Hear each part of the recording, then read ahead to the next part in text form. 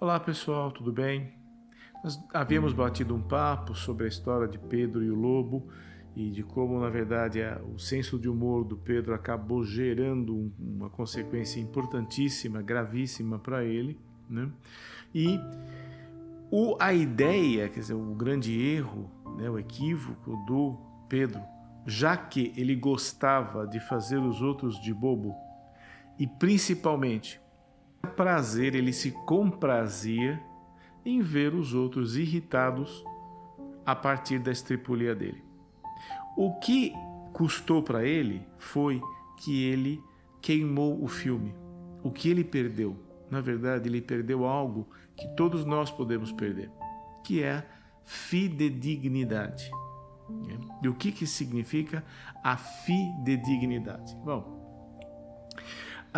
diferentemente do que se passa com o Dom Quixote, que foi motivo de uma outra conversa nossa, que ele era fidalgo, lembram-se? Então, fidalgo era filho de algo. Quando a gente vê fidedigno, a gente supõe é filho de digno. Não, não é. Dessa vez vem do latim. Não vem do espanhol, vem do latim. Vem do digno de fé, fide. Fé, digno, digno de fé. Confiável, passível de ser acreditado. No português nós temos uma série de sinônimos, né, que são muito mais palatáveis, tá? Eu tenho aqui anotadinho, tem alguns aqui, eu vou ler para vocês, olha só. O Aurélio fala que o fidedigno é sinônimo de autêntico, genuíno, real, verdadeiro, verídico, confiável, leal, realístico, honesto, transparente. Tá? Então essas são as palavras que eu particularmente prefiro usar em relação à fidedignidade. Mas a ideia do fidedigno é que ele comporta uma força muito grande. Ele é uma palavra muito expressiva, ela traz uma carga emocional muito grande. Indo um pouquinho para o contexto mais contemporâneo, aqueles que são mais familiarizados com o mindfulness, com as técnicas de atenção plena, sabem que o Jon Kabat-Zinn, que foi o cara que introduziu as práticas contemplativas dentro do contexto hospitalar, dentro do contexto alopático, por assim dizer, o Jon Kabat-Zinn elaborou 7 bases atitudinais, 7 atitudes que ele entende são muito importantes de serem cultivadas para aqueles que têm uma prática contemplativa em sua vida, ou que buscam cultivar determinados aspectos de sua personalidade, determinados aspectos de sua disposição, que podem tornar o convívio, podem tornar o relacionamento social mais proveitoso, mais produtivo, né?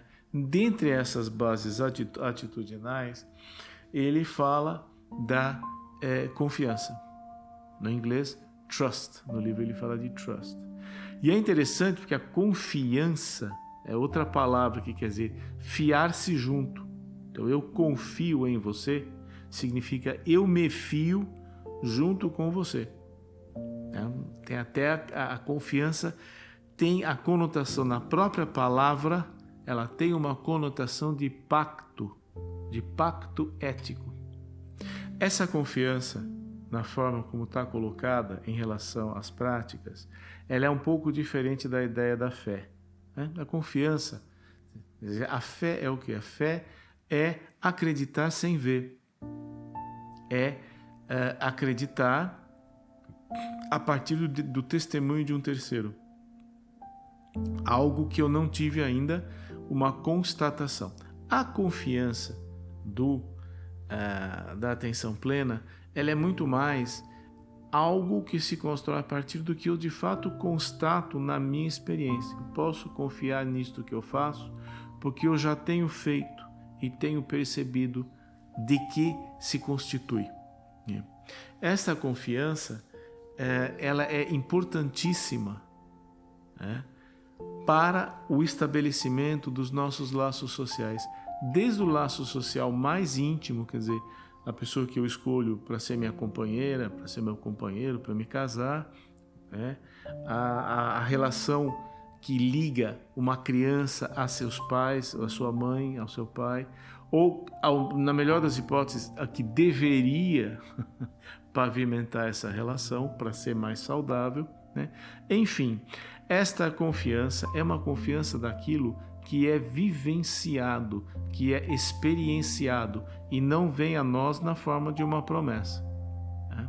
Esta confiança, esta confiabilidade, né, é a base da ideia do respeito. Então, se eu quero me respeitar, ou respeitar a minha vida, respeitar a minha existência, primeiro eu preciso confiar naquilo que eu estou experienciando. Eu preciso confiar na minha natureza. Eu preciso confiar na minha intenção. E por extensão, é preciso confiar e é preciso que confiem em mim para que eu possa ter um laço social, um pacto ético. O que acontece muitas vezes em determinadas negociações de paz internacionais? Nós vemos aí algumas guerras, algumas são crônicas, outras são guerras agudas. Mas dentro do conflito humano nós percebemos o quê? Muitas vezes os esforços de paz, reúne, chama, vai lá, conversa, dialoga, faz um tedel e sai sem nada. Nada andou. Por que normalmente nada anda? Nada anda quando as duas partes que vão para o acordo de paz não confiam uma na outra. Então eu posso fazer o carnaval que for. Se eu não confio na outra parte que está negociando, não tem acordo, não tem resultado. Então, no campo interpessoal, isso é essencial. Se eu estou negociando com alguém, eu preciso minimamente confiar que essa pessoa será fidedigna, digna de fé. Isto se constrói em grande medida a partir do convívio, não é uma coisa que é dada em um momento. Eu vou depositando confiança em alguém na proporção em que a minha experiência com esse alguém vai se mostrando gratificante, vai se mostrando leal, vai se confirmando.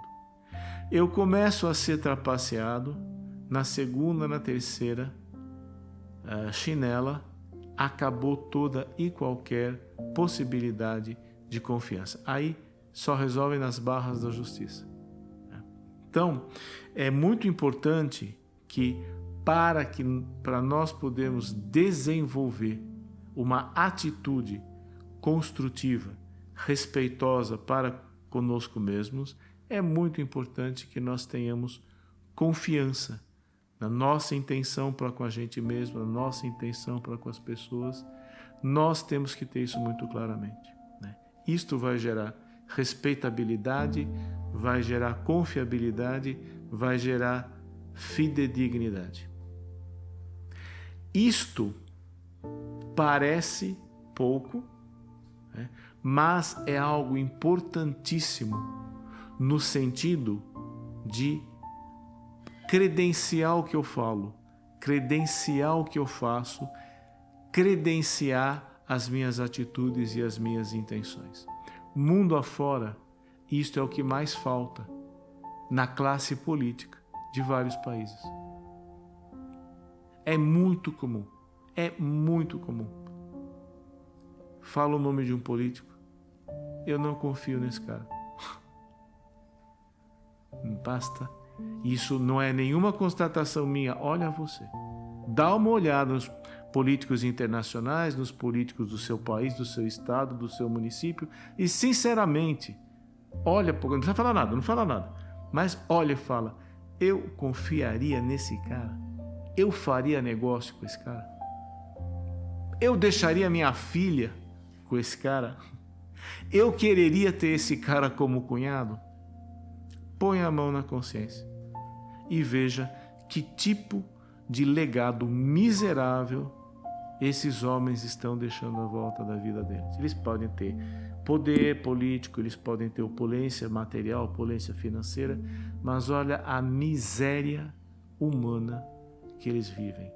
São verdadeiros Pedros e no seu universo subjetivo, no seu universo amoroso, no seu campo vivencial, os lobos estão devorando suas ovelhas e eles nada podem fazer. Portanto, para trazer um pouco para o nosso contexto, né, aqui, né, podemos dizer que a construção dos bons laços, ela se dá a partir da respeitabilidade recíproca e confiar em mim mesmo vai nascer da honestidade com a qual eu olho para mim mesmo. Uma das vantagens da prática contemplativa é que ninguém está vendo. Então você fala, quando você constata, sabe, no fundo eu acho que eu estava com um pouco de dor de cotovelo da maricota. Eu acho que no fundo fiquei um pouco triste porque o Paulão fez uma coisa muito bacana. Você pode confessar isso para você mesmo. Você não precisa confessar para mais ninguém. Mas perceba por onde anda o seu coração. Mesmo que o seu coração ande por regiões das quais você não se orgulha. Mas seja honesto consigo mesmo. Esta honestidade com você mesmo vai contribuir para a sua aceitação e para a construção de uma atitude mais ética com você mesmo e com as outras pessoas. Não confiar na minha própria natureza pode me fazer enveredar pelo mais triste dos caminhos, que é eu ir me esgueirando pela desconfiança, né? E passar a me perceber como um farsante, como um impostor. O que é o que acontece quando eu me sinto farsante ou quando eu me sinto impostor? É quando eu não estou confiando na minha própria natureza, não estou confiando na minha própria existência. Aí, tudo que eu faço para ser convincente passa a imagem de um ator muito canastrão, de um farsante, de um impostor. Eu passo a ter uma existência assinada pela ideia de farsa.